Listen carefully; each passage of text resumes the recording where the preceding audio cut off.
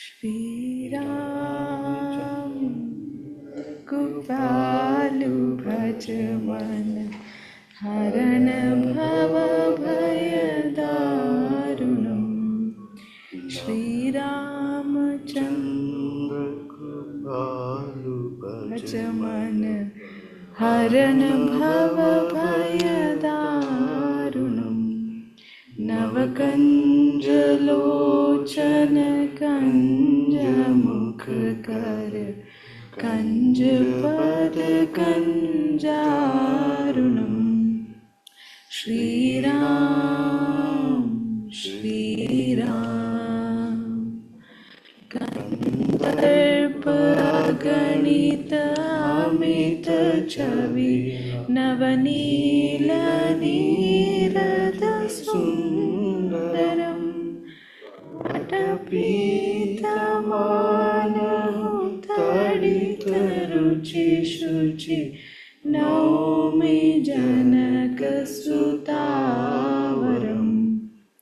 Shri Ramachandra Kripalu Bhajamana Harana Bhava Bhayadarunam Shri Ram Shri Ram Bhajo Dina Bandha Dinesha Danava Daityavanshani Kandaram Raghunanda Ananda Kanda Koshala Chanda Dasharath Nandanam Shri Ramachandra Kripalu Bhajamana Harana Bhava Bhayadarunam Shri Ram Shri Ram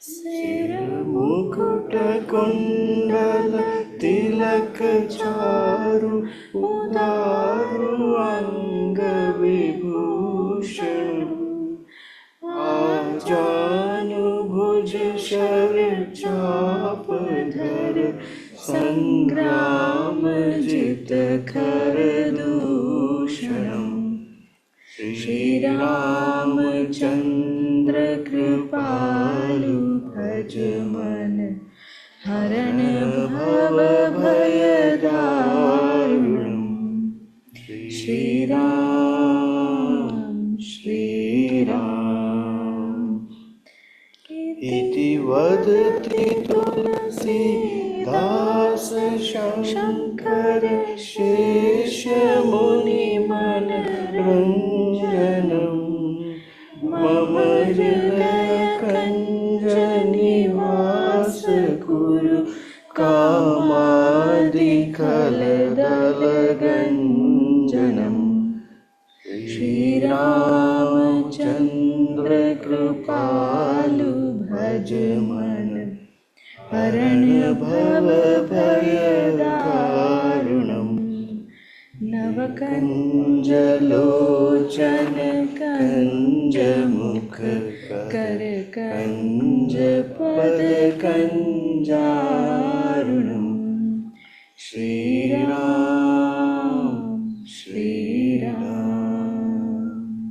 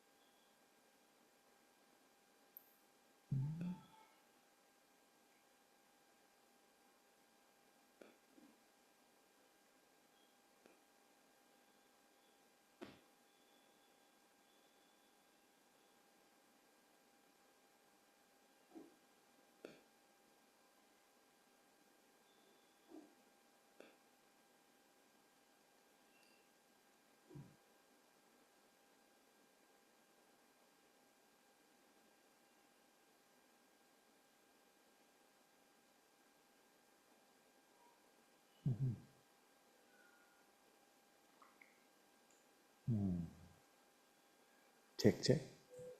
Okay.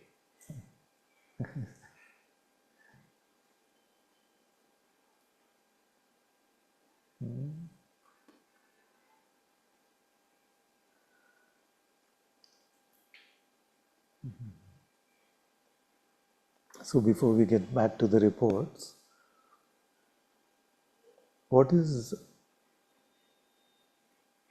the essence, the very root of spirituality? It is to be in God's presence. Yes. God's presence is called spirit.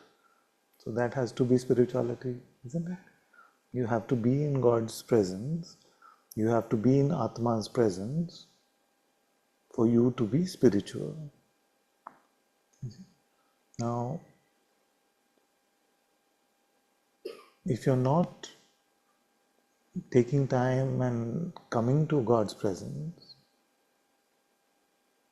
and you're just maybe even just preparing for your spirituality, in the sense you're reading about it, you're learning more and more, you're hearing more and more, but you're actually not visiting God, you're not being with God,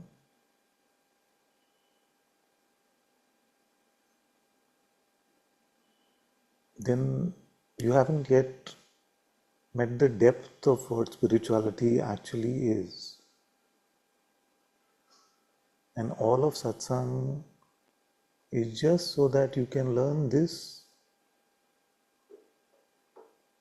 simple innocence, learn to be with God's presence, which is actually the only presence there is. So if we can say that I am, and find the very basis of that statement,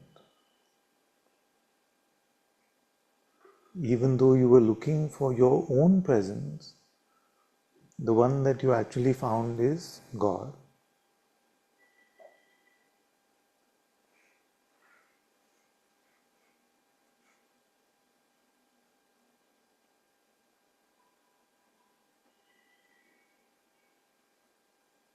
So that is why I have been calling everything else the cooking and the being with God the eating. If you just leave the cooking at the cooking and you never actually dive in and be with Him, then we're just like running outside the boundary of the garden, but never really entering the garden. You see? So,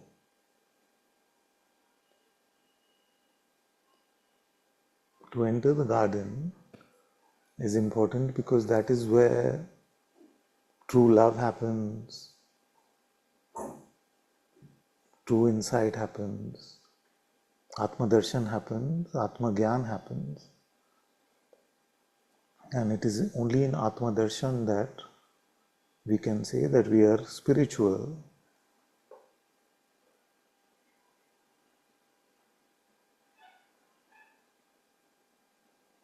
So, whatever your path may be, and I have never been too stuck on paths or saying that this is our path, whatever path resonates with you,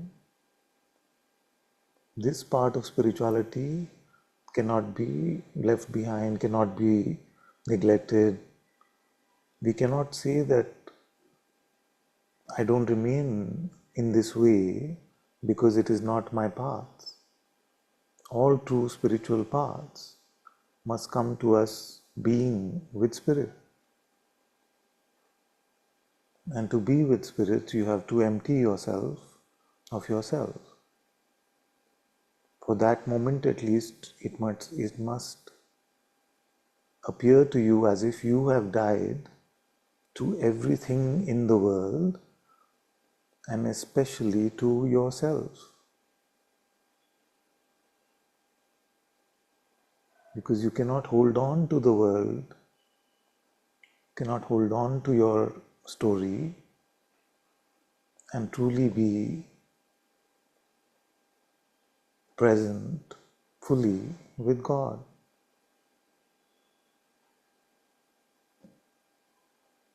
So the paths of spirituality are to bring us to this nakedness, to bring us to this emptiness, so that we can let go of our attachment to the world and to our story.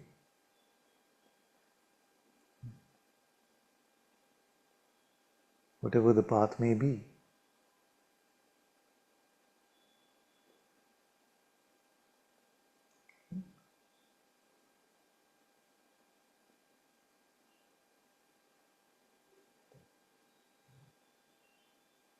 Now, Maya is so powerful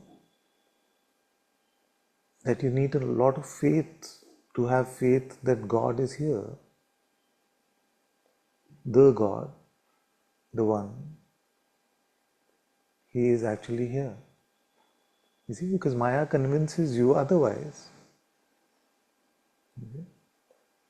In the last few days, a lot of attention has been going towards the healing of this body, and I noticed that when that whole project takes on a seriousness of its own, there are many moments where it feels like this is reality, Maya is reality, and a forgetting of a deeper reality of God's light happens, and therefore to all of us, when we get attached to outer things of the world, then they start to seem very sticky, that we can't really leave them.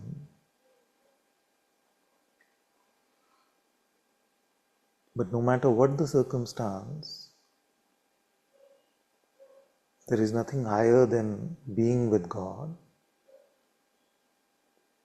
and only in His light can auspiciousness unfold.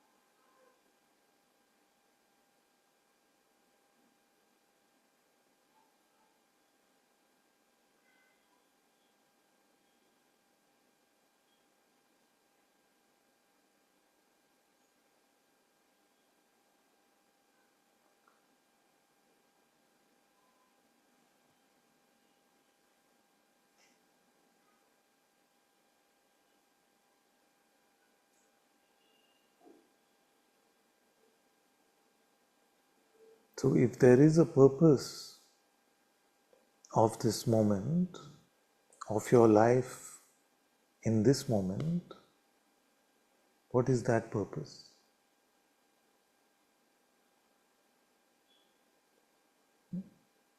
If there is a purpose of your life in every moment, what is that purpose?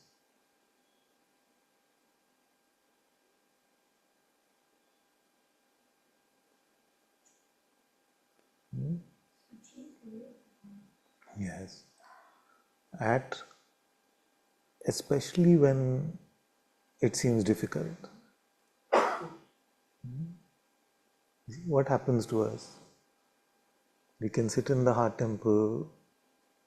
It's quite effortless and natural, actually. You see? But it's like Maya has put magnets everywhere. And you're sitting, we want to just be with God, focus on Him, but attention gets pulled. Attention gets pulled. Identity happens because belief gets pulled. We want to make a story. We are seeing this dream world. And in this dream world, we imagine ourselves to be a dream character. And we are pulled in so many different ways. Money, health of the body, relationships, physical desire, all of this seems to stack up in front of us, pulling the primal forces that consciousness has given to itself, attention and belief. And it seems like I can exchange God, the holy temple, the heart temple, and being present to presence, and I can exchange that for being present to the world. And in being present to the world, I can derive something out of it which can give me a lasting contentment, a lasting peace.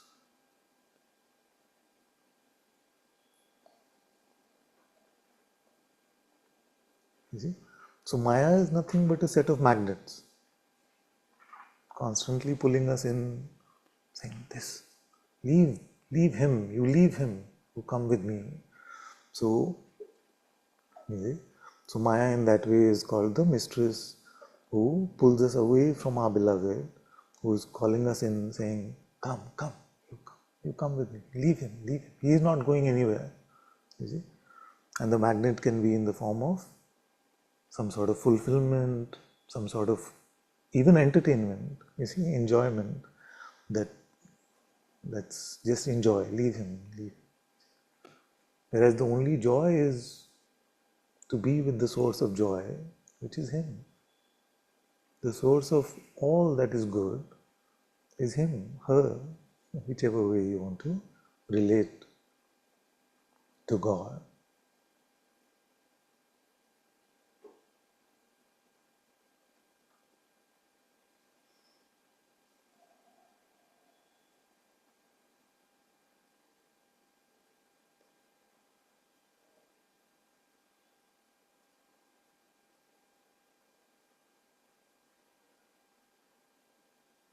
So how much time to be present to Maya and how much time to be present to God?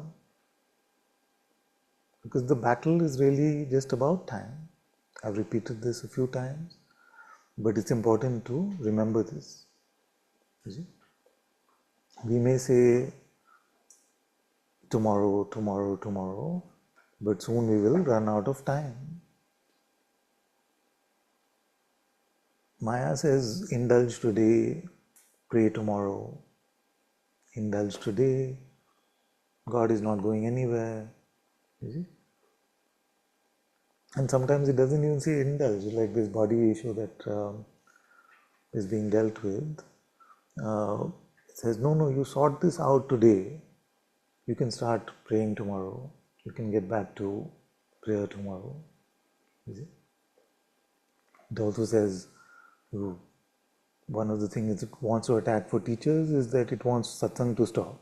It will keep saying, no, you just take a long break, Fix your body first. Satsang is not going anywhere. Do that. But do I really know? Having a conversation with someone today, and she was giving me some similar advice. So it came to me to say that, but I have an opportunity to turn so many brothers and sisters to God. And who really knows if that opportunity will be there in the future? So I'm not going to put my body first. That does not mean I won't take care of it. But God in His grace has given enough time to be in His presence while taking care of the body. We don't have to do anything to the exclusion of His presence. Whereas Maya would like it to be that way, that you exclude God from your life, focus on these things, make your money, like a child was saying that let me make my money first, let me sort my relationship issues first, let me have my children first, let me bring them up first. All of these postponing things will be there. You see? But God has never said that if you be with me, then your life will not unfold in the most pristine, most beautiful way. You see? So, this is how the magnetism, the gravitation of Maya pulls us in. And who is the number one ally of Maya? Sitting here, the mind, which is the Sutradhar, the narrator of the story. Without the narrator, the story makes no sense to the mind. To our intellect is helpless. What is happening here?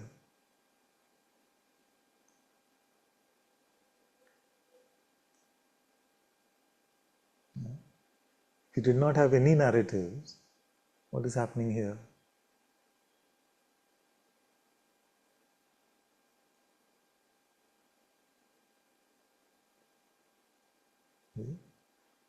So we've lost the narrative, but we are not lost. In the narrative, we are lost, although it seems to place us. You see, a narrative places us. It says, this is where you are, this is where your life is, this is where you must go, this is what should happen. So it seems to situate us in a position, and that position can seem like, now I can maneuver from this. But actually, in that situation, we are situating ourselves falsely, getting trapped in the Maya's play. And when we leave all the narrative, are you lost?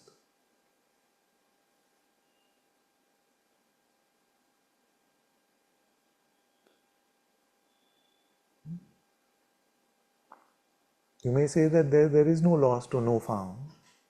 You see? But what does lost look like?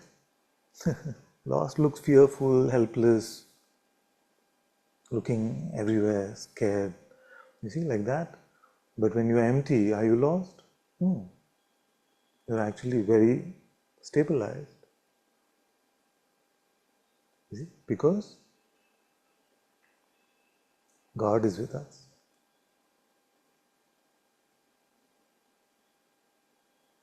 So when we return to the innocence, the infancy of a little child, then the mother picks us up in her arms.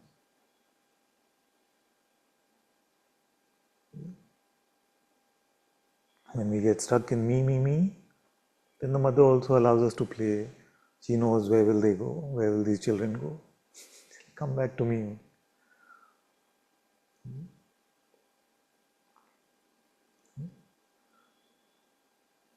And she does not want our love forcibly.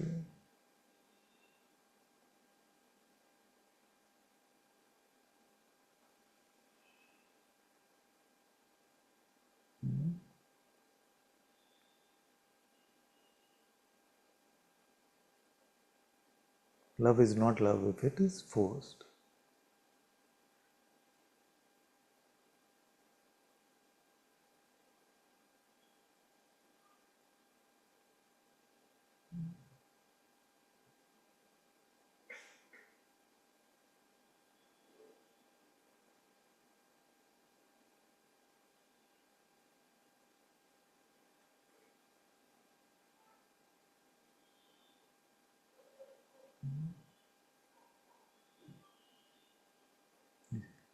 So, what are the tools of spirituality? All the sadhanas, all the pointers that the sages have given us are the tools of spirituality. What is their job? To empty us of attachment to the world and to our narrative, and to give us what we need to be able to remain empty of ourselves and remain full of God's presence.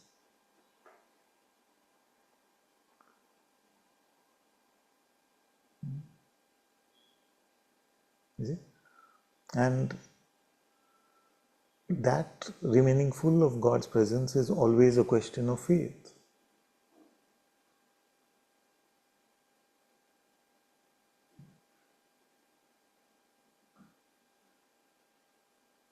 Even when I was struggling to meet my presence, I didn't know what this presence is.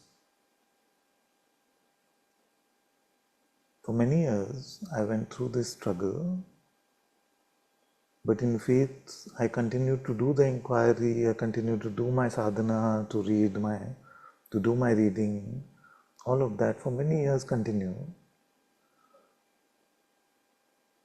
So therefore, when the revelation happened, who must have done the revelation? You see, that's an important point. Who must have done the revelation? Only He can do it. His grace can do it. You see? And if I was not with Him in that way, even though I did not feel like I could meet His presence or tell what His presence was, only He revealed Himself to me. Isn't it?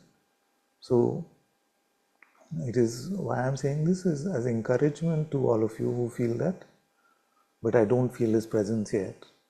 See? But even if you don't feel it yet, your faith to continue on your spiritual path, to be empty for Him, to be innocent for Him like Ma Shabri, then leads to Him making the revelation of Himself. You see? But if just in faith, without feeling the presence, if He was not actually there, then who would make the revelation? He has to have already been there to make the revelation, isn't it? Getting this point? It's very important. And even when the presence is felt, does the mind say, this is God present? Very rarely. It will find ways to doubt. Yes. Very good. So, let's look at why I'm saying it's a question of faith to be in God's presence. It's a question of faith to be empty to ourselves, even when it feels like His presence is not palpable, does not seem tangible. You see? So I'm saying that in this life, how it appeared to be is that for many years I looked for this I amness, I looked for this presence, I looked for this Atma, I couldn't find it. You see? And yet I continued with my spiritual practice, and it was revealed. So who revealed it? God only can do it. Only His grace can do it. Now, if I hadn't been praying to God and those prayers were not being heard, if I wasn't inquiring and His grace was not operating, then He was not there to make the revelation. You see? So the fact is that even when He seems to be behind a wall, a veil, be hidden, not apparent, not palpable to us, He is there. We must always have this faith, and when it is up to Him to open these curtains, this veil, you see. But if you have this atal, unshakable faith that I will not bother about anything else, I will not bother about anybody else's reports, nothing. I know my teacher has told me God is in your heart. I have to just empty myself of myself and be with Him, as difficult as that may be. He knows my attempts. He knows every time I turn towards Him, away from the world. You see? And because if He was not there, if He was not meeting you, then He could not reveal Himself to you. You see? Because that process of revelation has to be from Him already being there in the heart, opening the curtain and saying, you see? Huh? If He was not meeting you, in the sense that many times it can seem like an abyss, no? Anytime it can just feel like, is anyone really hearing me? I pray and pray, I inquire and inquire, I'm not finding out who I am. Is there any point to any of this process? Many times our journey seems so helpless, you see. So to have that faith, you see, to learn,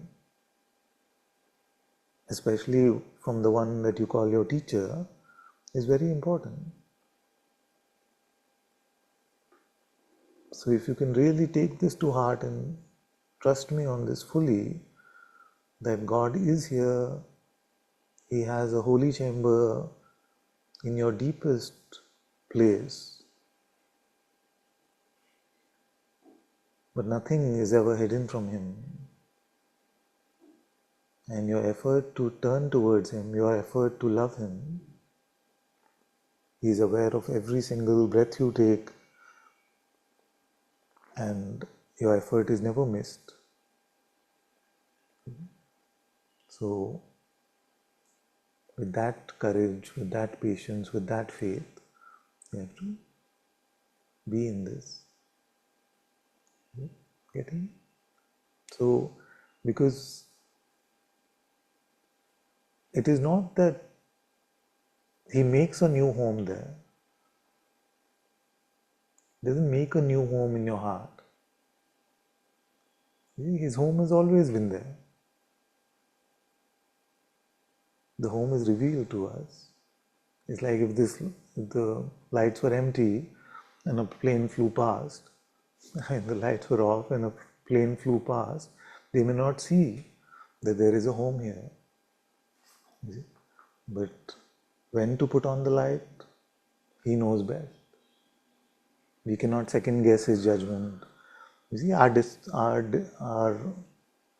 despair, our despondency comes from a place of still somewhere feeling that I know when that revelation should have happened. But we don't know. And maybe we can say that, have I waited like Ma Shabri? And if I waited like Ma Shabri for so many years, then after that maybe we can complain.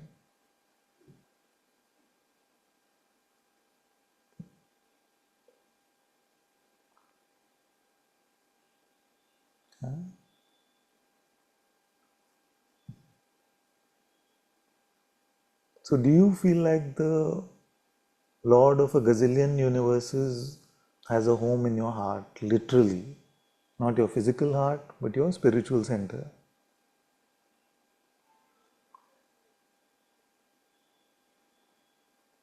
Just becomes a narrative I hold on to, not the actual. Okay, this one you can hold on to.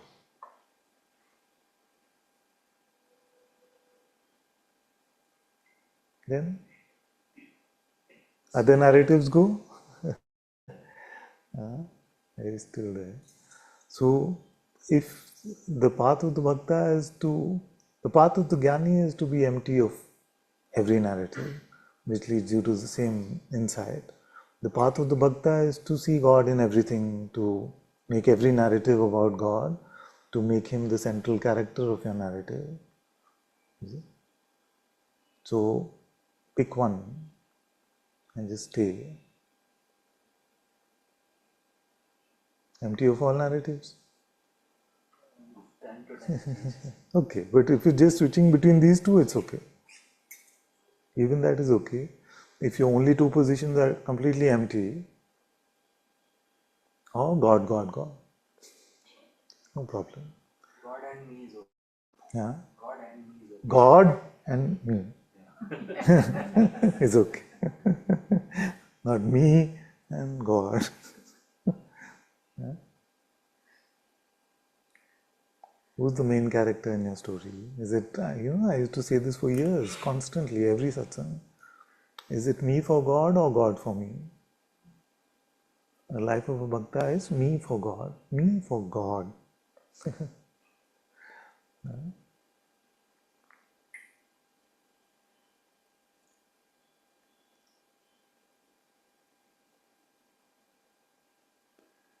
Yeah?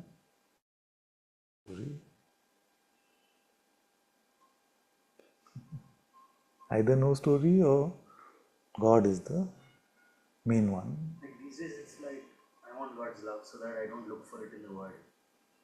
And I don't know how do you make sense of it? How do you interpret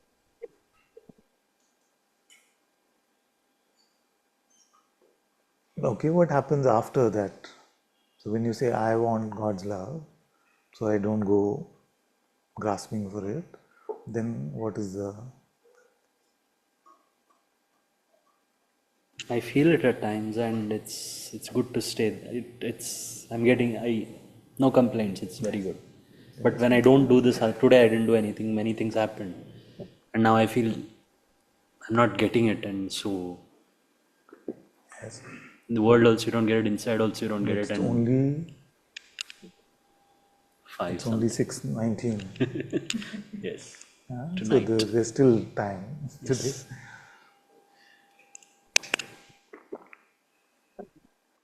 So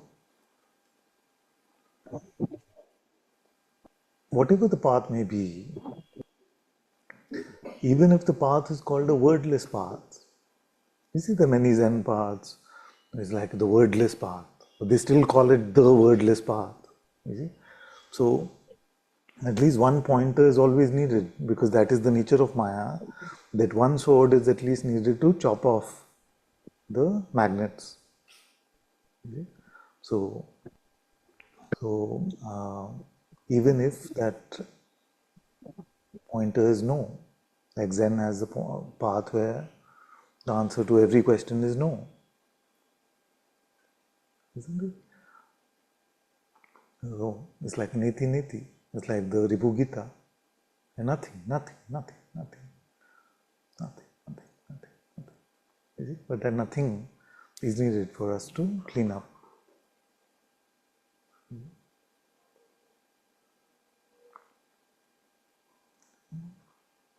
So if that pointer is that I want only God's love, and it takes you to the heart temple where you can sit quietly, immersed in His love and presence,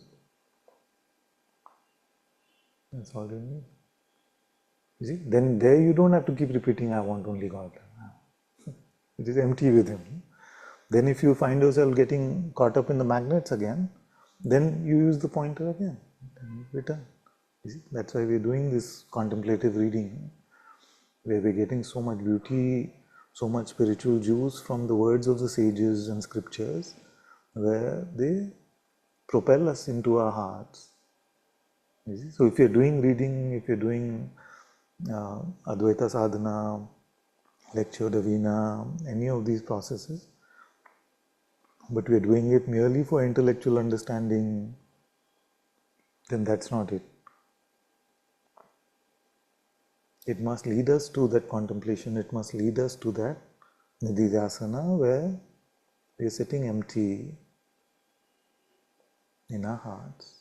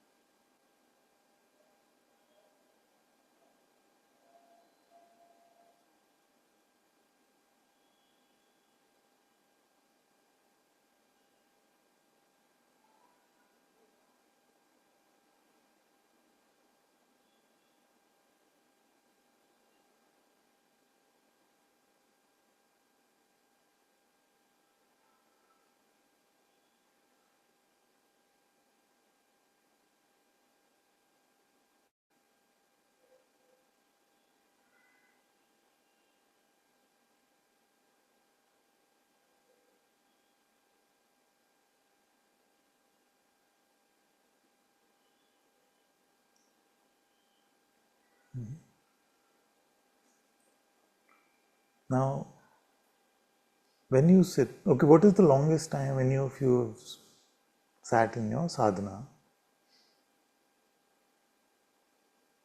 Longest? Say, huh? Full night. Okay, that's very good. Very good. Very good. Now, when we were sitting those 6 hours, 8 hours, then how terrible was it? Not terrible at all. Is it?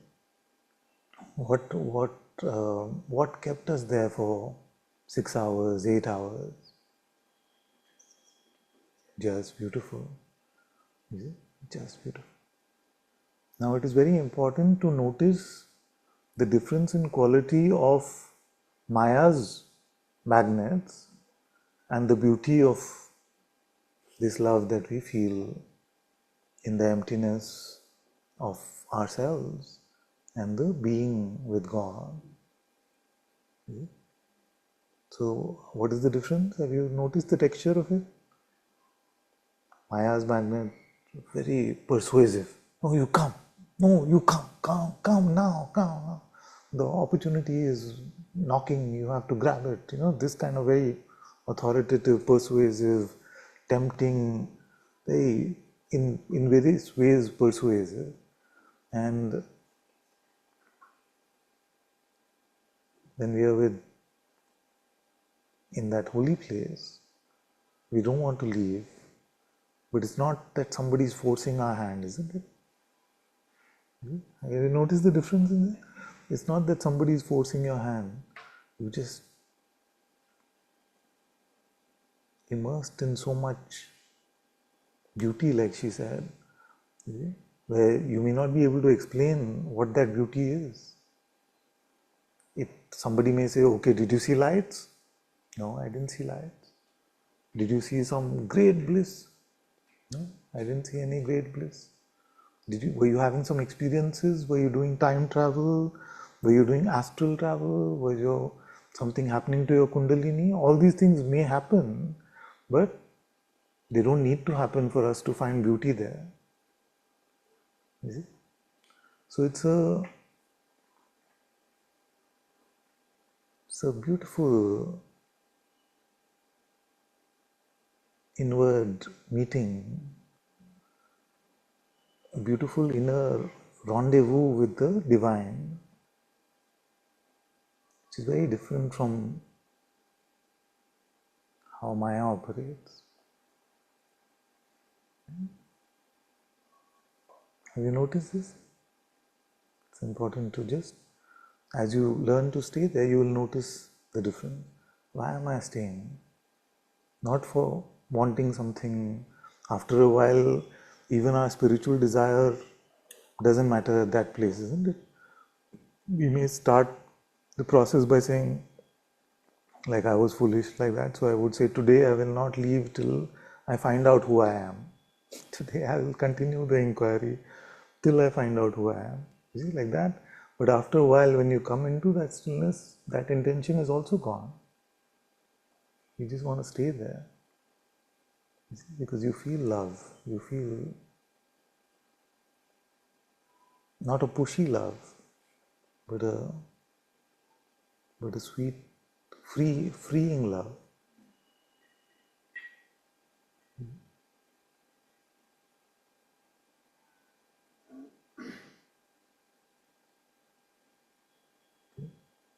That is the difference between desire and love. Most of what the world calls love is just desire.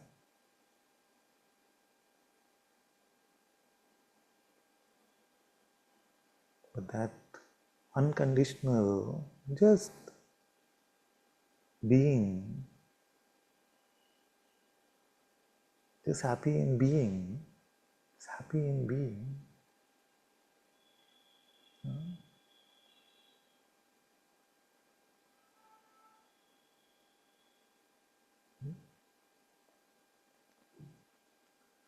So the spiritual tools give you the sword to do the sword fighting, the cleanup job, to cut the attraction, to make yourself available to travel deep within yourself. But once you're there, you keep all the weaponry aside.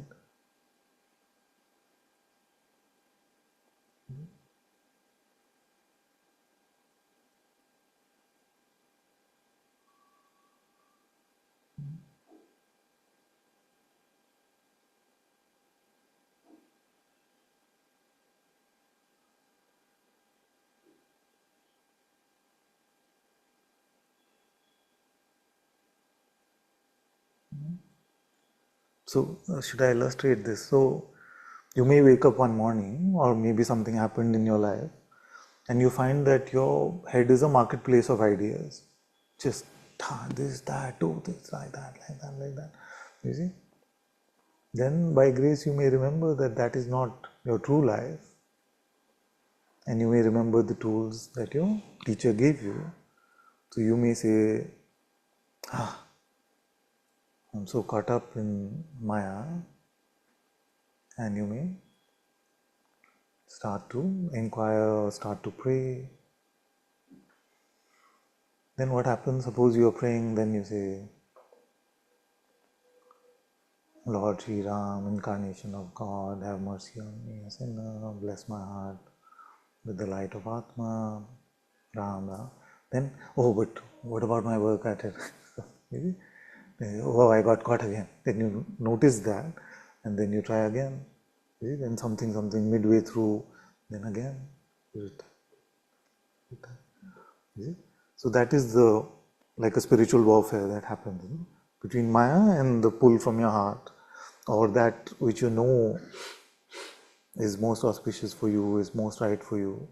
So as you learn, as you progress on this path, it becomes more and more natural. You see? So maybe just at that time, one Ram is needed.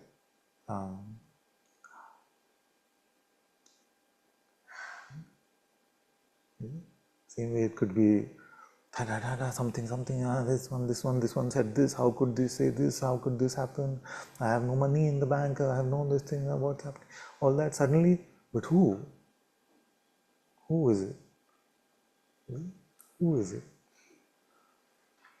Who am I?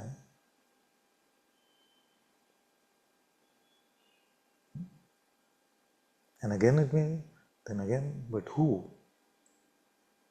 Who? And then what happens? Is it a constant gunfight like this? Constant knife fight? No, it isn't. After a while, it settles,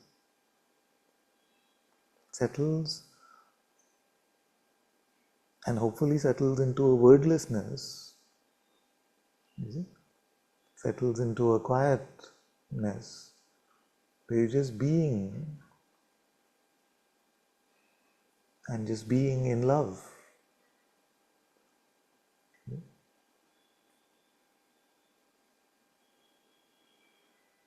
And there is no award for how many times you had to use the tool.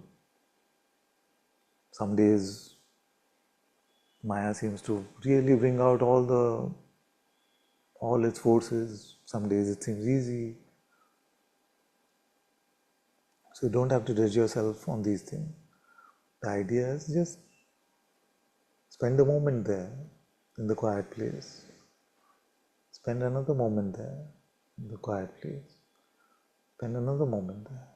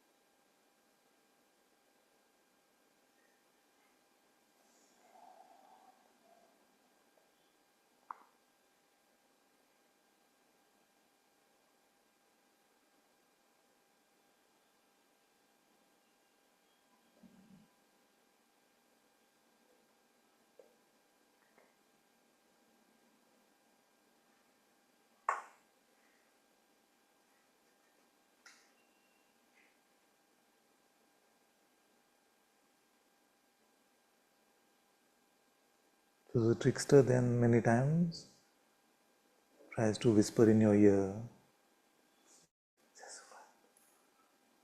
what about that? And then you may be at a point where you don't need to use the tool like that. Just your noticing is enough. But if you don't notice it and you go with it, then it tells you another thing. You see, it cannot just tell you and keep you on one idea. No? So it says something, then something, then something. It builds this whole house of cards. It cannot build its narrative in silence. It has to keep reinforcing it with thought. So when you find yourself getting caught again, who is that? Who am I?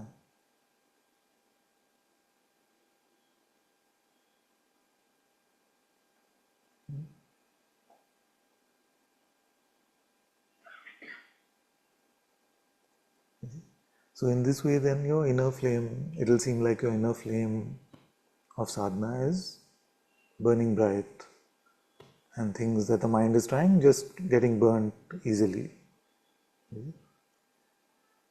You're sitting in the holy flame in your heart, everything can come, but nothing really bothers you.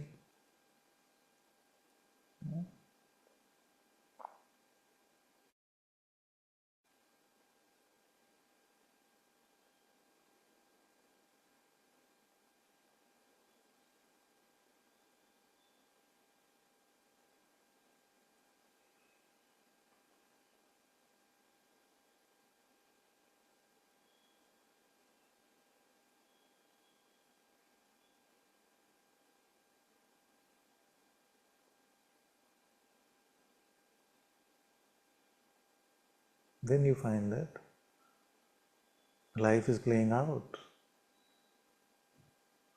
Your eyes are open, words are being spoken, but you have not left that place.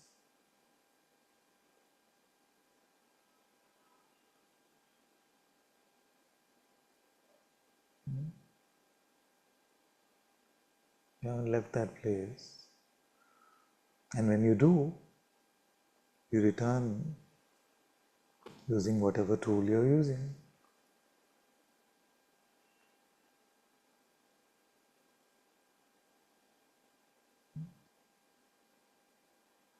Why are we doing this? For love. Love for whom? For God.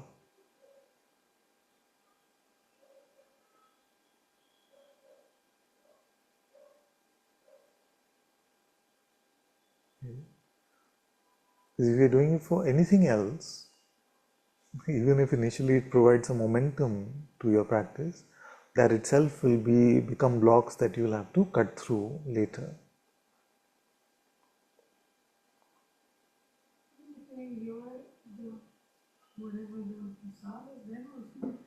Huh? No, the prasad is not.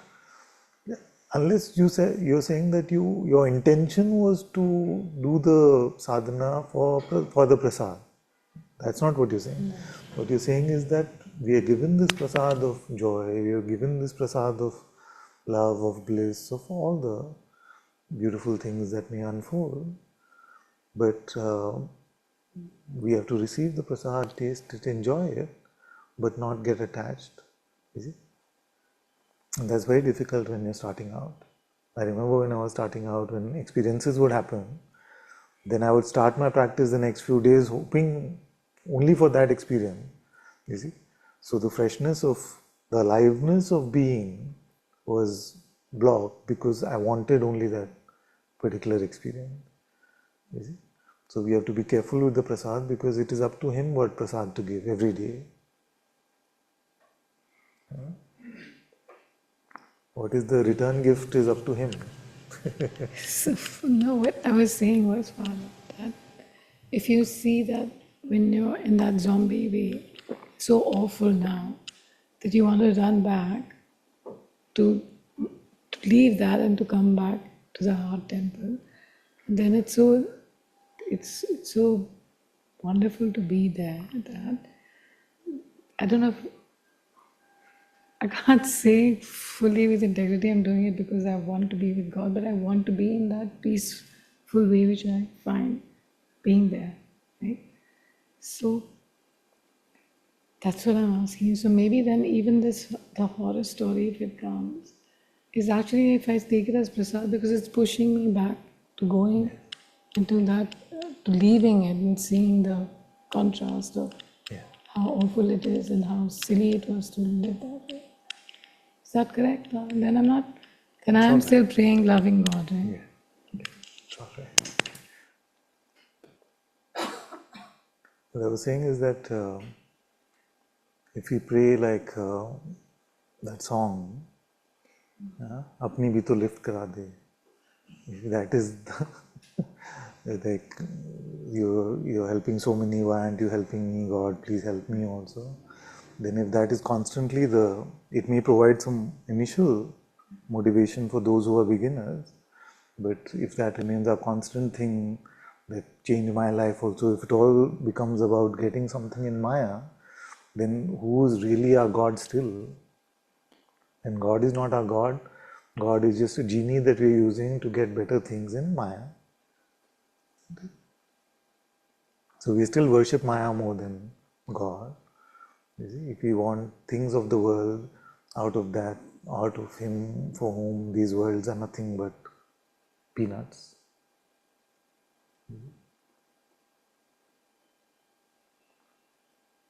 Just imagine from God's perspective, being with Him, He's the Lord of all time and space, and all these realms are nothing for Him.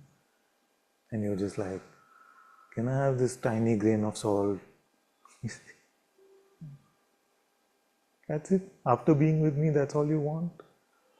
You see? Can we have a desire worthy enough to ask God for? Our mind is not capable of that scale. Our mind cannot even imagine 100 oranges together. You see? So what will we ask God for? Stay now. You see? So that's all, because we have to just keep quiet and say, you only know best.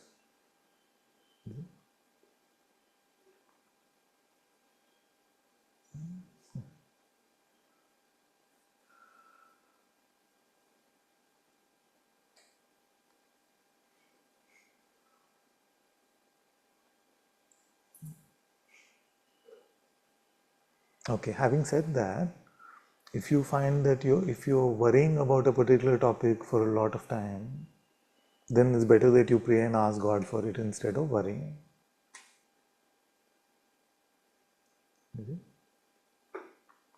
So don't fall into that trap that I will never ask God for anything, but you're spending half your life worrying about money or relationship or body or even freedom. Then better you offer that to God and say, I know you're so big and my want will be irrelevant to you, but it keeps me from being with you unconditionally, God. Can you bless me with this?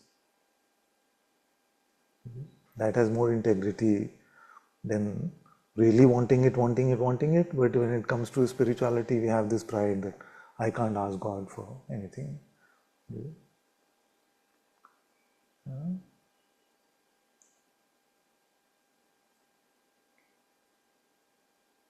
If you don't want to ask God, then don't worry about it.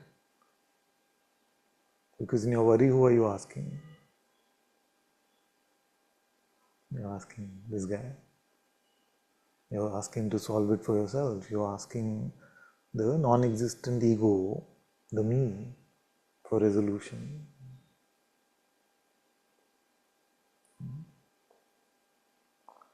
So worry is a reverse prayer.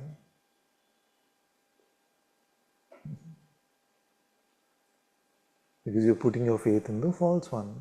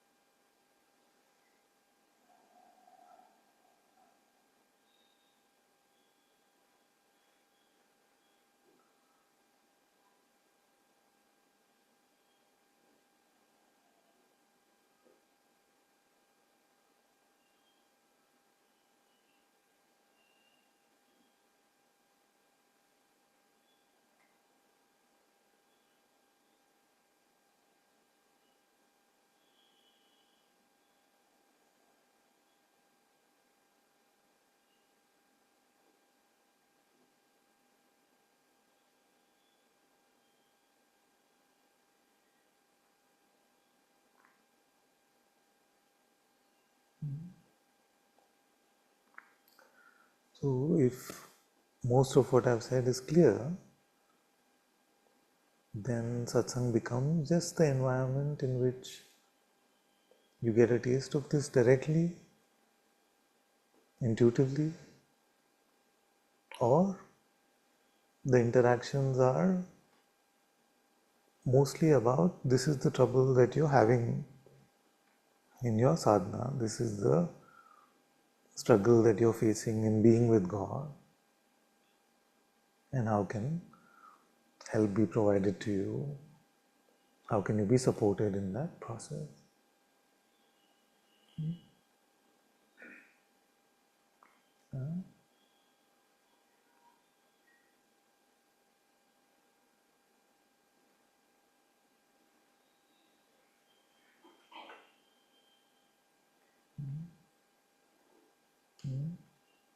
Doing well. Yes? Not doing well.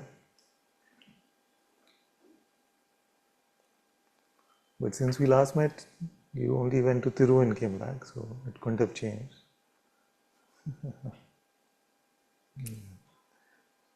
Yes.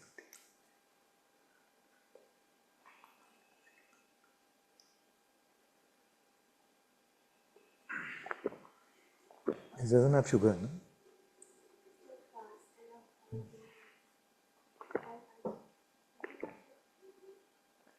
Seems like it has. Father, throughout the day, I keep sinning multiple times, right? And every time God forgives it. And then it feels that one day it's going to be no entry there. So is there a sin which God will never forgive, Father? I mean, why I'm asking this is when I will stop it, like, even, I mean, I'm not paying any price for being a sinner, Father. So why? When that will come? Yeah. Do we not pay the price immediately? Is it? So let's look at the sin. Sound like a very dangerous word. So let's break it up for everyone a little bit. Let's call sin in a very simple way, which is more palatable to everyone. When we don't make the choice to love God, is it? When we don't make the choice to love, because if it's true love, then it is from God and for God anyway. Love is not love without God being involved, as Kierkegaard said. Okay. So let's say separation, absence of love, acting in a way which is opposed to loving God. Let's call that a sin. So in that time in which we are not loving God or acting on my own terms, not waiting for God's will, see, how is our state?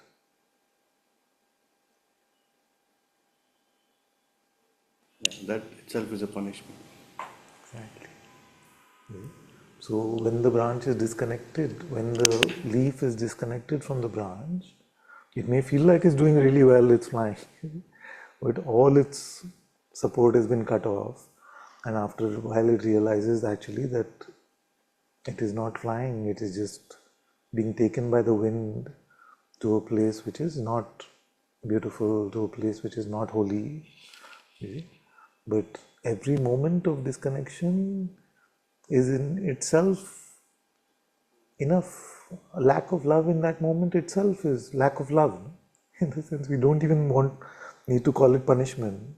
Lack of love itself. You see? So when Buddha said, for example, that you're not punished for your anger, but by it. So, am I saying then that the consequences are in that itself? That I cannot say. I do not know. That is up for God's. I do know that His heart is always merciful, but even a merciful parent needs to sometimes bring something to a child's attention so they wake up. You see? So, am I saying that there is nothing else that will be shown to us? I cannot say, because only His will can decide that. You see? But what is our only refuge? Our only refuge is to return. You see? But this much I can tell you, because you look a bit worried, is that He is more merciful than any of us can ever be, into 1,000,000 times more than we can even imagine. You see? And even that which may seem like a worst case scenario for us will only come out of His love, for us to mend our ways, for us to pick love rather than pick separation. Yeah? But this noticing, this being repentant about picking separation itself is good medicine for ourselves.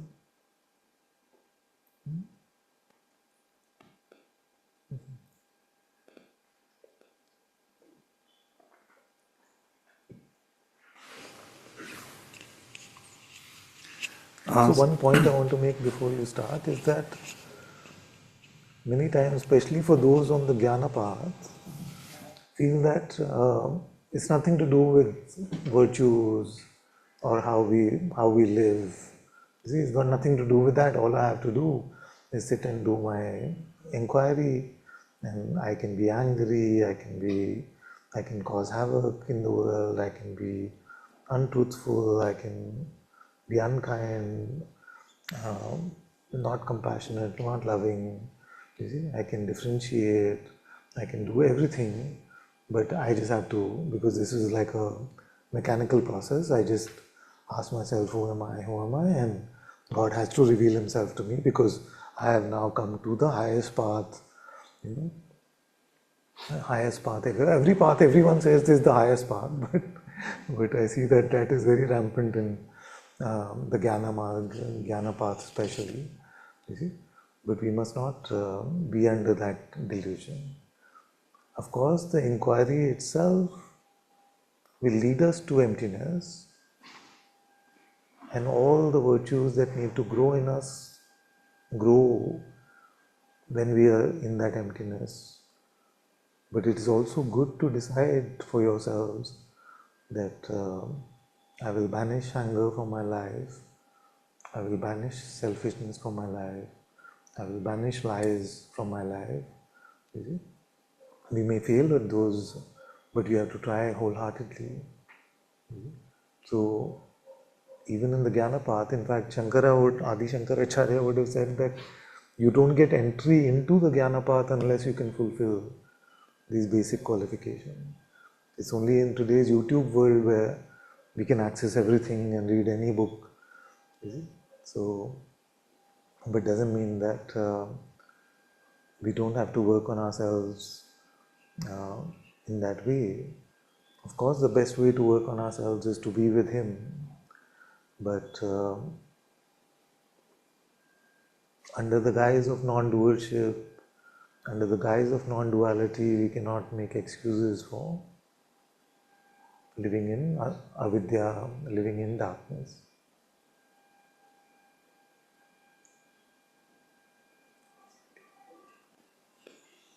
Okay.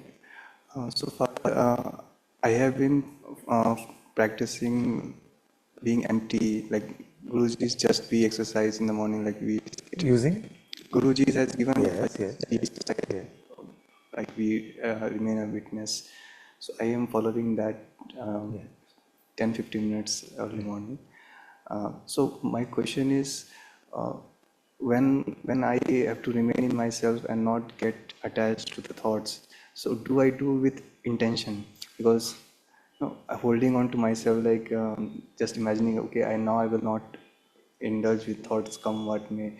With this kind of active involvement, it has to be done, because if I don't use the active will to remain unassociated, then then the thoughts are in reflex mode. Thank you. Good question. So, the human condition for us, most of us right now, is such that we need to have some, what you're calling the active part, what I've been calling the cooking. You see, even if you're doing the, following the instructions of a sage, you're following a guided meditation, or you're listening to a way to remain empty, you see, that part of it is active, no? You're actively following, you're taking the instruction, you see. So, what cooking you need to do so that you can come to the eating, that you have the full recipe booklet now in today's world available to you. So you have to pick. So after you finish the remaining empty process in the morning, then what happens? Then it depends, like how I started. Not the same results every day, but mostly a sense of lightness comes. Yeah. Heaviness is lost, but it is occasional. Daily basis, I mostly struggle, and because on working days, weekends it's fine. Weekends I have a lot of time, so I can stabilize, and there is no rush to go or something.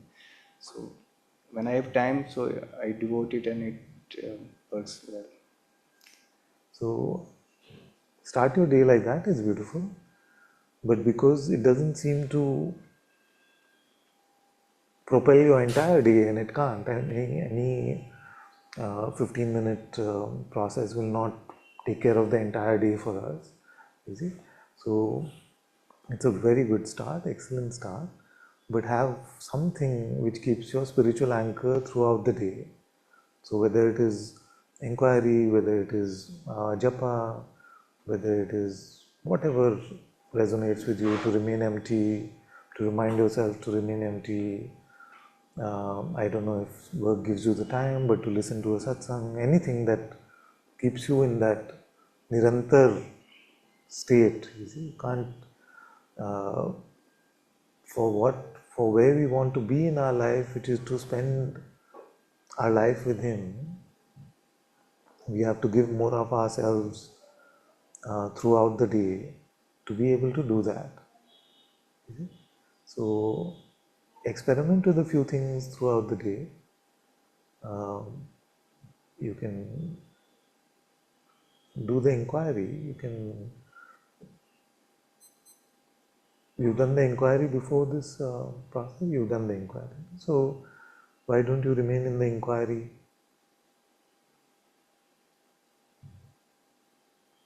This is the question for me also. Actually,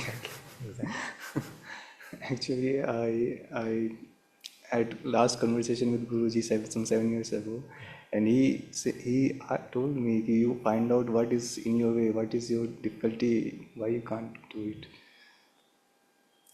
But I am still unable, and I find it hard to express. Uh, maybe because of more personal loyalty, maybe because of More personal? loyalty to the world, Loyalty. to the Maya, or to the attachments, or to being in a way. So, I mean, I think that this spirituality should come as a crisis in life. Like it should shake us. For me, I am trying to balancing things, and so somehow this thing is not prioritized, and Maya has to come into take me into momentum. No, it's a momentum thing. Once a momentum builds up, then it's very difficult to come back. Correct. So, what did Kabirji say? दुख में सिमरन सब करें, सुख में करे ना खोए. सुख में सिमरन जो करे तो दुख काहे को होए. It doesn't mean that events will not come in our life, afflictions will not come in our life, but we remain so much in love and gratitude to God that the events which were so much suffering in the past, then we can just remain content, we can remain happy even through those. You see? Now what you are saying is like Ma Kunti's prayer in a way. You know Ma Kunti's prayer?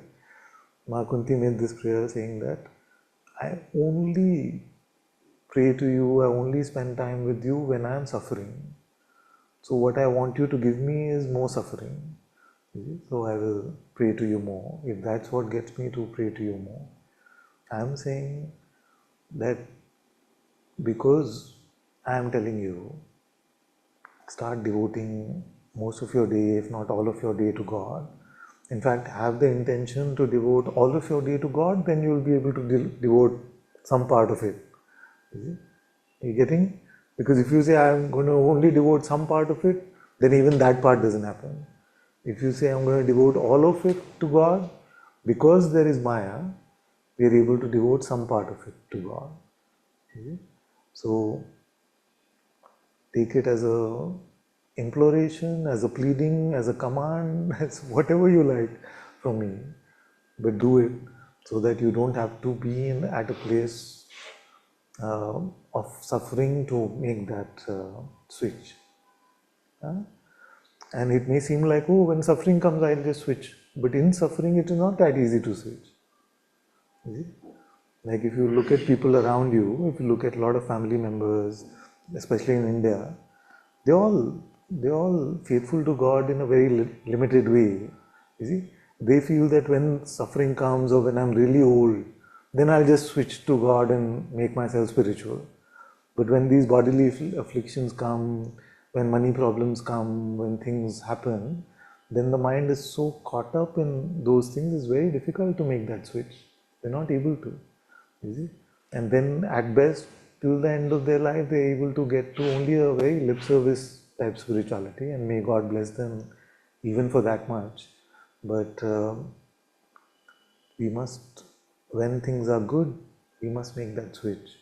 Because when things are bad, we will want to, but it won't be that easy.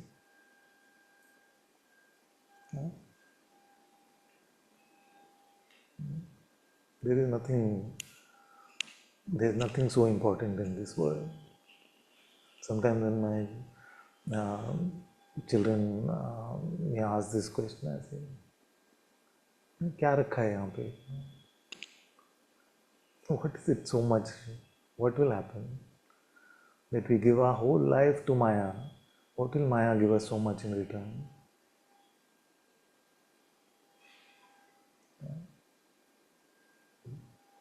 So then have this intention very strongly that my day is for you, God. मैं आपका हूँ भगवान. I belong to you, God. Have this intention more and more. And then you will fail, but little bit you will get better.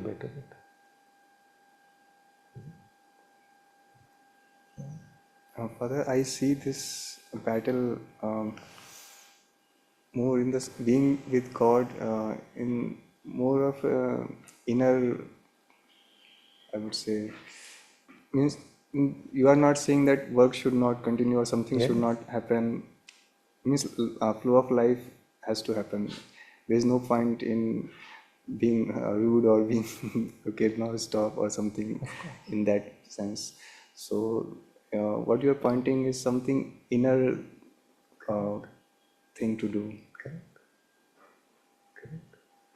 And even what is difficult for us is to have the courage to say that when I focus inwardly, I will follow His will from there, and whatever His will may be, I will follow. That is what it seems like. That is too risky, Father. Let me admit it. Let me admit it. It is too risky, I feel. Too risky, no? But the more time you spend with Him, the more He will inject you with courage. Okay. See, when Ramji had that conversation with Sage Vashisht, his trajectory could have gone anyway. He could have become a sadhu. He could have changed to anything. He could have left spirituality. But in his life, all this had to play out. He had to become a king, be sent to Vanvas. He had to come back, rule, show us Ram Rajya in Ayodhya. All that had to happen. So, if he was framing for himself in his life, this I won't do, this I will do, then and then that would not suit his life as an incarnation of God. So he's shown us the way. Even to admit that it is too risky, I'm too scared, is a good first step. It's a good first step. So keep working on it. Keep looking at it. You see, that is where, and I'm not saying you're in a armchair spirituality or a lip service spirituality, but as you keep looking at your boundaries of your surrender, you see, then our spirituality deepens more and more. So that which seemed like a self-serving spirituality becomes a self-sacrificing spirituality. That itself is the first step to move to an authentic spirituality. Otherwise, in today's world, what is spirituality become? It's become a self-help program. Do this, you will feel better, your stress will go away. There's no, like in spiritual posters, there's no talk about God. In many spiritual talks, there is no talk about God. You see? So spirituality is spiritless in today's world because it is self-serving. But spirituality, if you look at it traditionally, in any culture, in any religion, in any tradition, has been more about surrendering ourselves, sacrificing ourselves, rather than getting things. Can you imagine Ma Shabri sitting over there saying, "Mujhe kya milega?" Hanumanji saying, "If I get Sanjeevani Booty, mujhe kya doge aap?" You know. So only in today's world it's become like this, no? Shabri Ma didn't say, "Okay, will you make me stress free? Will you give me all the material comfort?" You see, Hanumanji didn't say, "Will you heal my back pain? Will you do this stuff?" You see? So we are in a very strange sort of world where spirituality has been convoluted into a strange sort of psychology, self-help type thing. So the first question we must ask is not what are you giving me, God? It's like, have I surrendered myself to you?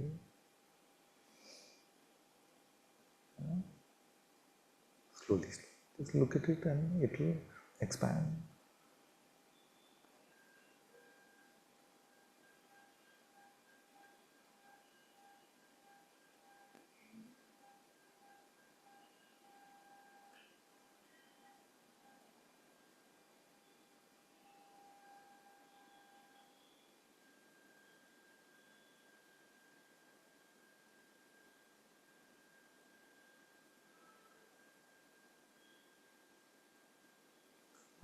There is one more. One more thing, sorry. Unfortunately, what's happened in the last 70, 80 years in the country is that enlightenment has been offered as a carrot. You see, it's been dangled in front of us as a carrot. Then we feel like for human achievement, that is the highest we can achieve. So we have tried to chase that carrot in a very self-serving sort of way. But the true fact of enlightenment is a complete surrender, is a complete handing over to the self, handing over to the true self, handing over to God, all that is self-serving. That part is hidden from most parts of spirituality, so-called spirituality today. So, if we demand so much of God, we have to ask ourselves, what is it that I am risking? So Kierkegaard said this very beautiful thing. He said, "No risk, no faith." There's no faith. If there's nothing at risk for us, then really where is the faith?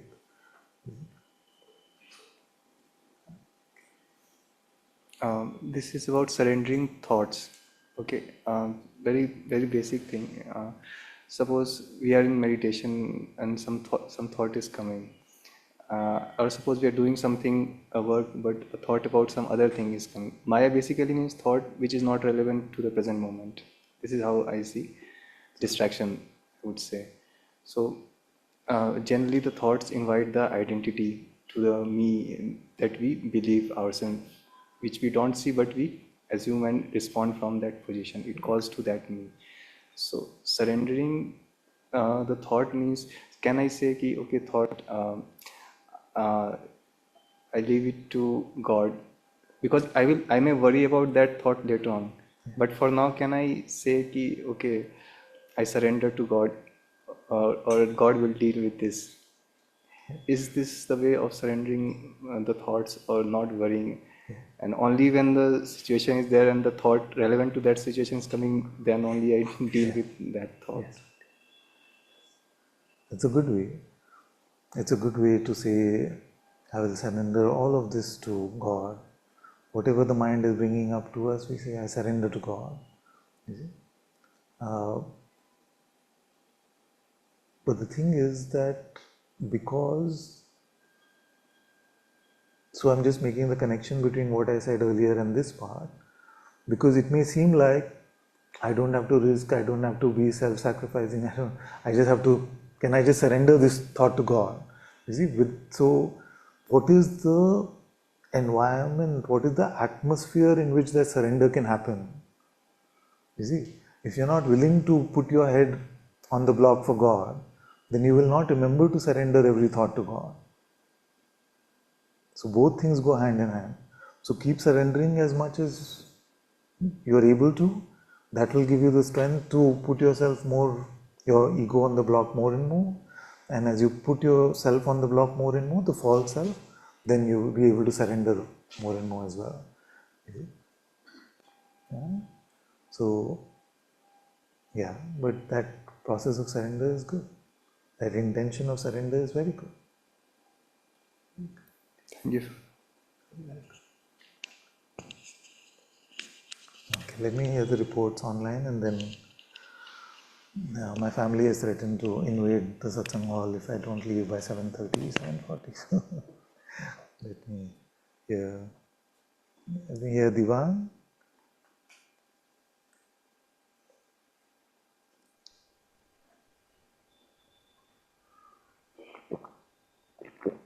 Very cool. Stay my dear. Can you have the mic, the other mic?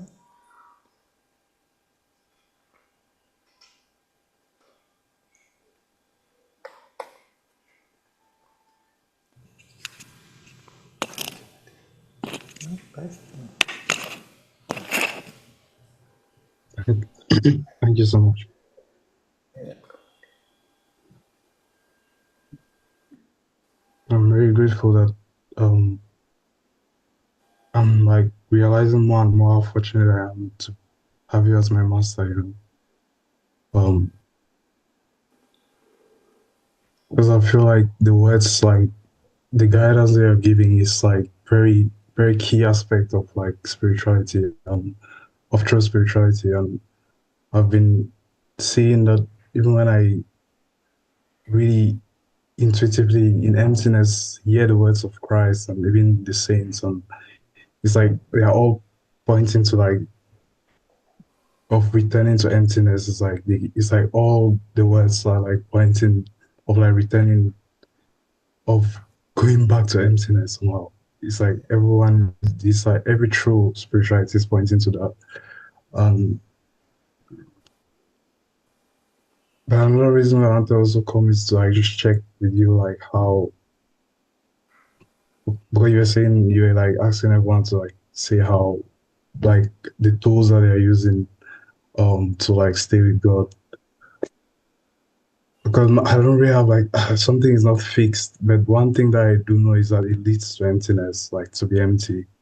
Um, it's it's just like sometimes some days it feels like God is happy, and it sounds like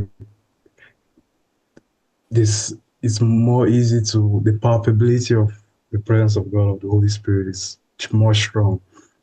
Because some other days, like God is not really. Maybe I've done something wrong or something, and then I have to really like really look and really, and the force of Maya seems to be strong, and the spiritual me seems to be very, because it's very easy to like know, like detect the worldly me, but the spiritual me is so subtle to like see through it, and so that's why it's very sometimes very difficult to like see, because it knows a lot of things and has ideas or spiritual ideas, and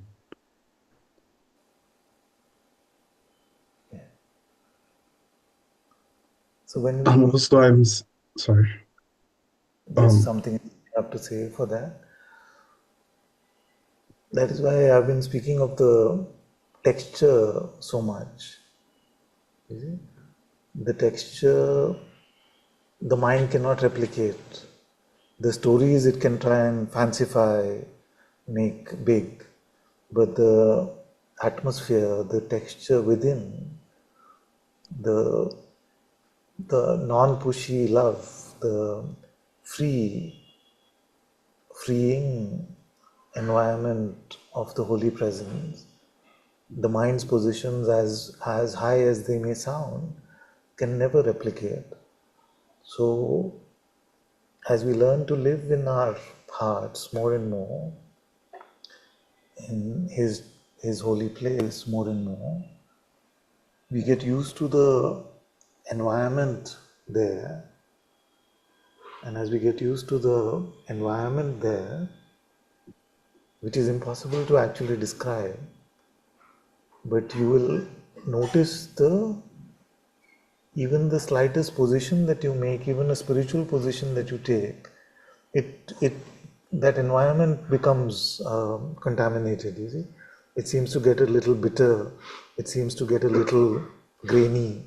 You see, it's not feeling that pure. It's not feeling that restful. It's not feeling that contentment. It's feeling a bit stiff. You see, it's feeling a bit. So more and more, as we learn to live in this heart chamber, following the heart compass, you will start to notice that even the spiritual positions, which seem so good to the mind, they actually don't allow us to be in that holiness, that holy environment in the heart. And then that becomes our true indicator. That becomes our true indicator. You see, so just immerse yourself more and more as you are doing, and you'll start to notice the change of environment. Even if the narrative seems very appealing, you will see that something is not right because your inner atmosphere is different. Your inner chamber feels a bit clogged. Thank you. It's also like when I'm in Satsang like with you and in this field where somehow your consciousness is more the sense of like the perfume of God is more like palpable. Like the Holy Spirit is very, very palpable more. The sense of it, you know, it's like I remember one day you spoke of like the sense that there's like a quality, non-quality sense of the Holy Spirit. So Yes. it's more like it's more the quality sense is and it helps like to anchor, like in a way of anchoring. But when I'm not here in Satsang somehow, the that quality is not as palpable. I don't know how to say it's not the sense of it is not as and so it seems a bit more difficult to but that's why I like I said I don't really have like a particular tool. It's just somehow when the noticing happens then sometimes I feel to like pray to God because sometimes it's like it's really just hard and I just like God I just like it's when although it rarely happens but when it's like really really hard just lie down like please help like that because that's the only thing I can do. The other times it feels like to pray, and other times it feels to inquire and to. There is something is always like turning towards like the source of the seeing in emptiness. I was like seeing, and but there's this also I have to say that is somehow some sort of fear is present somehow, Yes. especially when I'm not alone. Like when like when I'm walking, I'm aware that this body is somehow walking in like a vastness, but something is like no, it's like a reflex of like the consciousness is like doing it. I don't really think I have any control of it, rather than to just keep turning towards God and like how you say like gazing at God and continuously like trying to turn towards the source. Like something is trying to turn towards that and trying to like that whatever like phenomenon is appearing, it's not true because it comes and goes. And to just stay with what's the source of this, what's the source of this. That's what feels more true. And sometimes when the quality sense like feel like with the Holy Spirit, it's it's very strange because I'll be very foolish in like maybe like 2 minutes ago and then I feel this thing and I'm like, what did I do to like get this blessing when I was really foolish? Is it really coming from God? But I know it's coming from God. And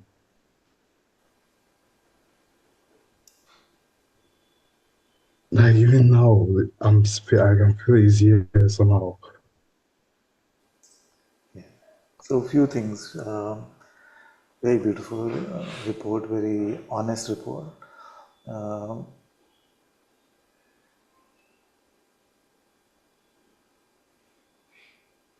Something happens when we gather in satsang in this way, that as we gather in our true intention, in our pure intention to find Him, to love Him, to be with Him, something seems to get exponentially palpable, exponentially felt, which doesn't happen that easily when we are by ourselves. And that is a gift that God has given. And that is why here the intention has never been to advertise or to force anyone to come to satsang, you see, because I just want this organic way of those who really want to be with Him to come, so that we can all bow down to Him collectively and He may grace us with a taste of His presence. And that taste seems to amplify when we gather together in His name. You see, He has made it that way, that the taste is more palpable. So I'm happy to hear that that happens in satsang, because that is the literal meaning of satsang, to come to the company of the truth. You see, is the satsang. So that is the first part. The second part, and you can remind me if there was something I missed, the second part was a very subtle fear that happens when we are emptying ourselves and approaching Him, being with Him. So this is actually a good sign, because if you did not have that fear, then I'd be a bit suspicious. You see, everybody has a fear of dissolution. Everyone has a fear of death in some way. So when we approach these sacred places within ourselves, the mind is very scared that it'll die, it'll dissolve. You see? And the nature of Maya is also to produce this kind of fear in the body and make us run away. So the flight response sort of kicks in for all of us. So as we inquire, as we pray, as we remain empty in His presence, it is very natural for this fear to come. So just treat it as part of the process and don't dwell on it too much. Don't try to push it away. It will dissolve in His love. The more your love is growing, the less this will become. But it may have spurts, so don't use that as a sort of judgment about yourselves. It may have spurts where it seems to come more sometimes and it seems to recede sometimes, but you allow the medicine to work on it. Don't worry about handling it yourselves. And there was a third point. What was the third point, if you can remind me? I don't know, I've forgotten. But I know that something I'm very grateful that somehow you've seated in my heart is that the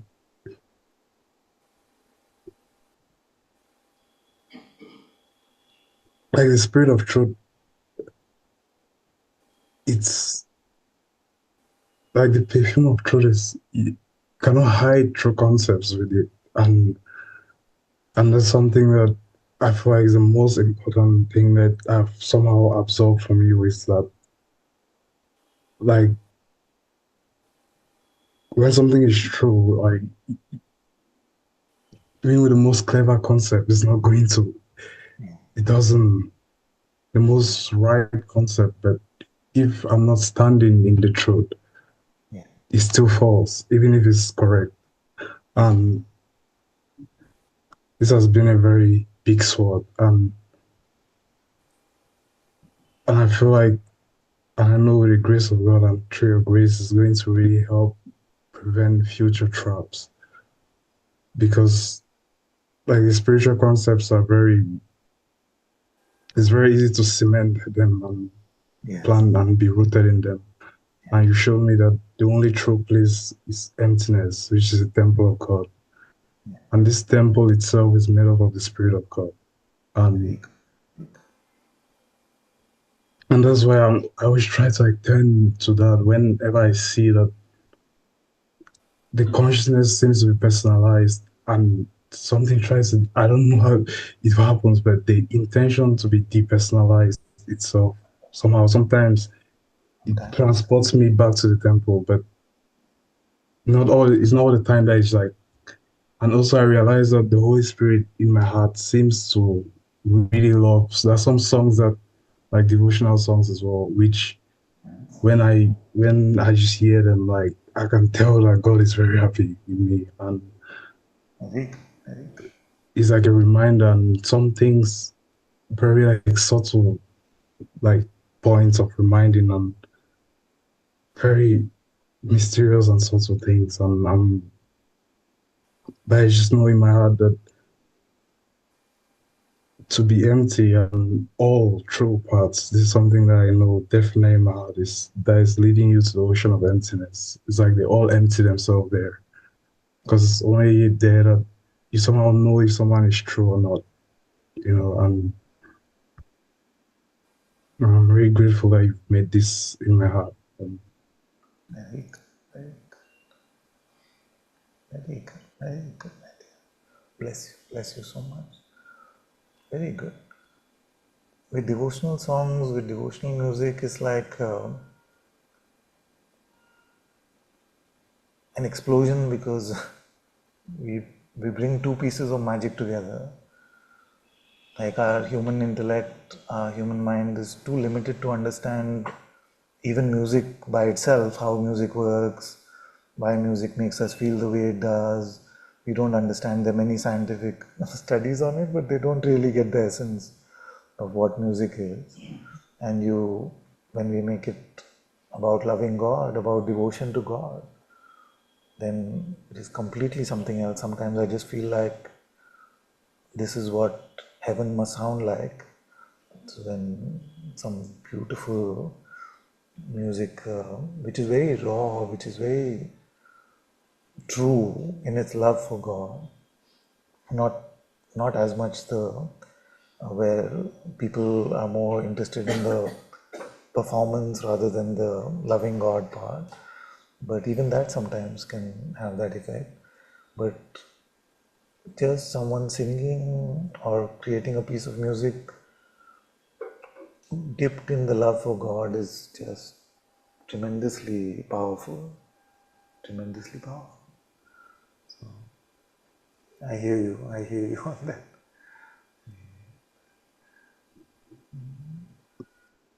It's good, my dear. Very good, very good. Bless you. I'm just like so grateful. And Thank you, thank you.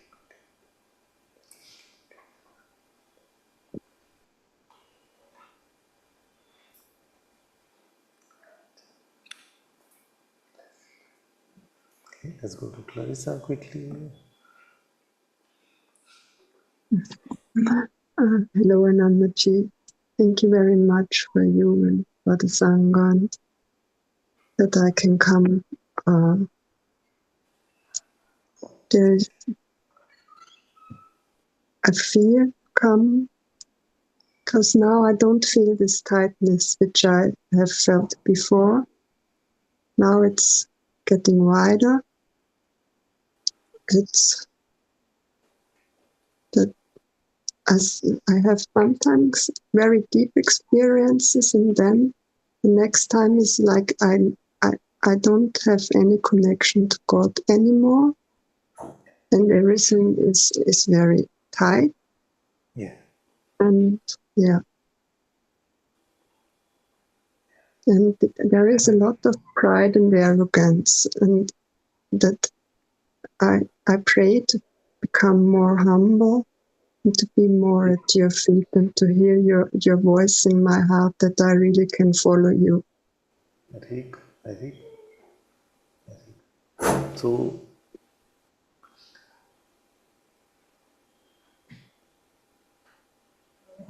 few things to address there.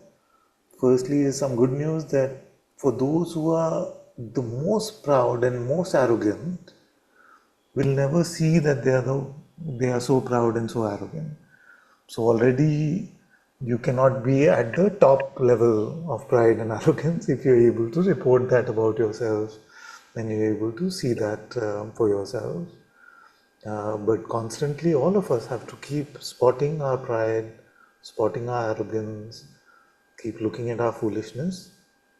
The prayer of the beggar servant is very, very important, very good for that. If anyone feels like they need to work on their pride, I need to work on my pride. So it's very good for me to read it as often as I can. So it's very good that you're noticing this aspect. In fact, if you ever said that now you're not proud anymore or arrogant anymore, then I would have more questions for you, or I would really, really want to dive deep and see if it is true. In terms of the sense of freedom, broadness, and then a sense of disconnection, uh, as soon as you notice, when you don't notice, you can't do anything anyway. But as soon as you notice, return to your sadhana, return to the tools that you're using. What is the tool, your main tool for returning to God and being with Him? When I'm at home, I try to do the just be exercise from Muji Baba, and I also often hear your breath meditation. Yeah. And when I'm in work, when I'm alone, I try to hear music, to hear from the Sangha music, or then there is a lot of there are a lot of people, and it's not so easy to stay that really bring my heart. Yeah. It's Yeah. And are you able to, after listening to the music, after listening to satsang, after following the pointer or listening to the ADS, are you able to spend some time just quietly in His presence? I started this. I try to sit every morning, 15 minutes, like Muji said, or in the evening also. But I see that it's very easy to go with the mind.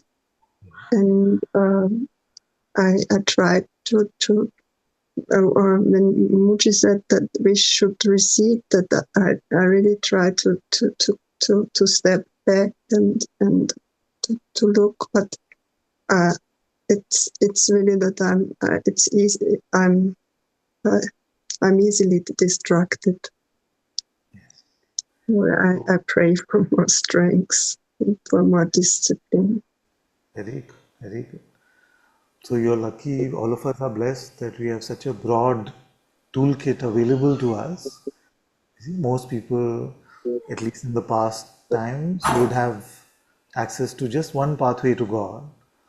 So now we are so blessed that we have the full toolkit, so many options, but now it is upon us to see what resonates most with us. First, carry this intention that every moment of your day you will be with God. So have that intention fully, then experiment with the tools that you have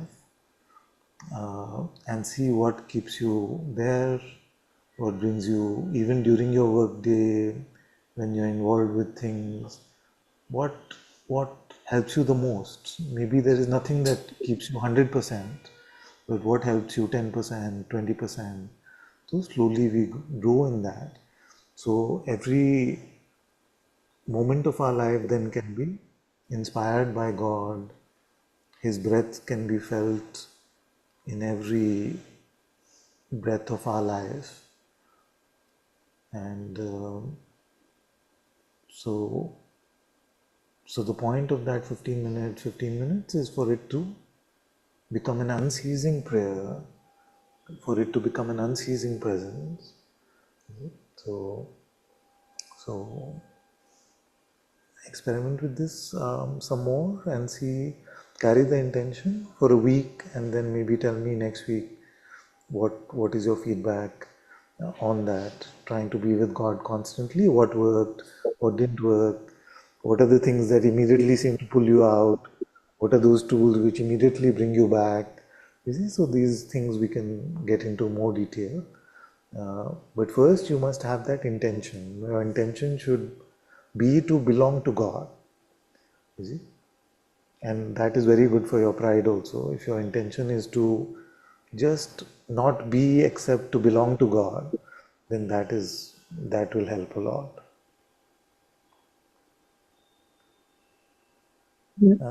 Saint John of the Cross said that live as if you were never born, same as Master Bankai. So live as if you were never born, like you never existed. Just in that way we belong to God, we become detached from worldly attractions.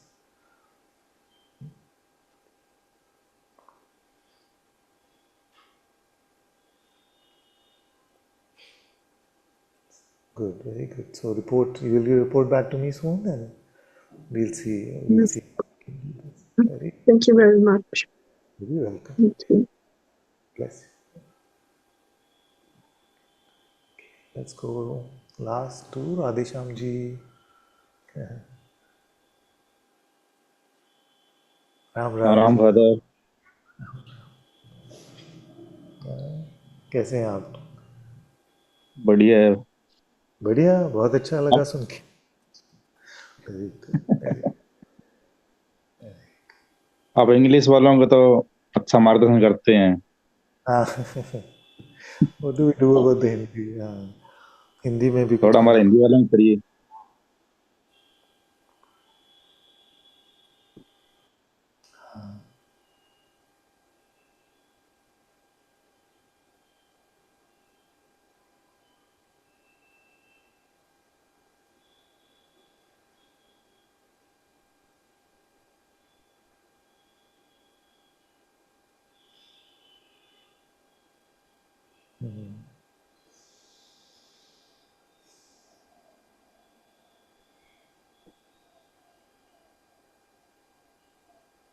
ऐसा intention तो है, ऐसा बहुत बार मुझे लगता है कि मैं हिंदी में और बोलूं। ठीक है, आपके रिमाइंडर से, व्हाट इज रिमाइंडर, आपके याद कराने से फिर से ये जो ख्वाहिश है वो जीवित हो गई है किसी इस प्रकार से। तो ठीक है, ठीक है, मैं करेंगे, कुछ करेंगे।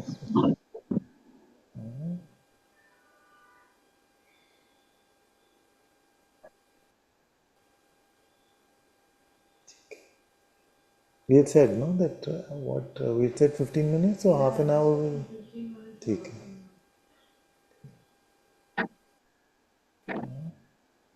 मुझे याद दिलाते रहिए आप. मुझे याद दिलाते कि 15-20 का सत्संग हिंदी में हम बातें करेंगे.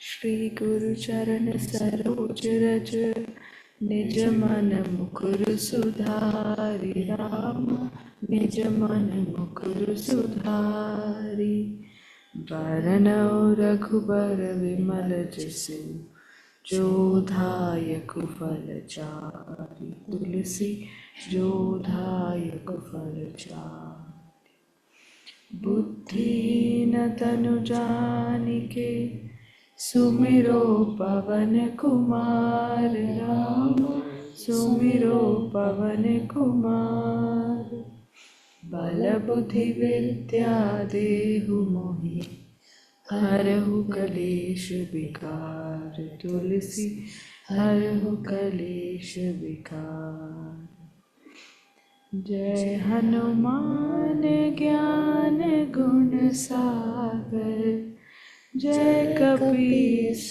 तिहु लोक उजागर रामदूत अतुलित बल धामा अंजनी पुत्र पवन सुत नामा महावीर विक्रम बजरंगी कुमति निवार सुमति के संगी कंचन बरन बिराज सुबेसा कानन कुंडल कुंचित केशा हाथ वज्र और ध्वजा बिराजे कांधे मूंज जनेऊ साजे शंकर सुवन केसरी नंदन तेज प्रताप महाजगवंदन विद्यावान गुणी अति चातुर राम काज करिबे को आतुर प्रभु चरित्र सुनिबे को रसिया राम लखन सीता मन बसिया, सूक्ष्म रूप धरि सियहि दिखावा, विकट रूप धरि लंक जरावा, भीम रूप धरि असुर संहारे, रामचंद्र के काज सवारे, लाए संजीवन लखन जियाए, श्री रघुवीर हर्षि उर लाए, रघुपति कीन्ही बहुत बड़ाई, तुम मम प्रिय भरतहि सम भाई, सहस बदन तुमरो जस गावे, हस कहि श्रीपति कंठ लगावे, सनकादिक ब्रह्मादि मुनीसा, नारद सारद सहित अहिसा, जम कुबेर दिगपाल जहाते, कवि कोविद कहि सके कहाते, तुम उपकार सुग्रीवहि कीन्हा, राम मिलाय राजपद दीन्हा, तुमरो मंत्र विभीषण माना, लंकेश्वर भय सब जग जाना, जुग सहस्र जो जन पर भानु, लील्यो ताहि मधुर फल जानु, प्रभु मुद्रिका मेलि मुख माहि, जलधि लांघि गए अचरज नाहि, दुर्गम काज जगत के जेते, सुगम अनुग्रह तुम्हारे तेते, राम दुआरे तुम रखवारे, होत न आज्ञा बिनु पैसारे, सब सुख लहे तुम्हारी शरणा, तुम रक्षक काहू को डरना, आपन तेज संहारो आपे, तीनों लोक हांकते कांपे, भूत पिशाच निकट नहीं आवे, महावीर जब नाम सुनावे, नासे रोग हरे सब पीड़ा, जपत निरंतर हनुमत वीरा, संकट से हनुमान छुड़ाए, मन क्रम वचन ध्यान जो लावे, सब पर राम तपस्वी राजा, दिन के काज सकल तुम साजा, और मनोरथ जो कोई लावे, सोई अमृत जीवन फल पावे, चारों जुग परताप तुम्हारा, है प्रसिद्ध जगत उजियारा, साधु संत के तुम रखवारे, असुर निकंदन राम दुलारे, अष्ट सिद्धि नवनिधि के दाता, असवर दीन जानकी माता, राम रसायन तुम्हारे पासा, सदा रहो रघुपति के दासा, तुम्हारे भजन राम जी को पावे, जन्म जन्म के दुख बिसरावे, अंतकाल रघुबर पुर जाई, जहाँ जन्म हरि भक्त कहाई। और देवता चित्तन धरि, हनुमत से सर्व सुख करहि, संकट कटे मिटे सब पीरा, जो सुमिरे हनुमत बलबीरा। जय जय जय हनुमान गोसाई, कृपा करहु गुरुदेव की नाहि।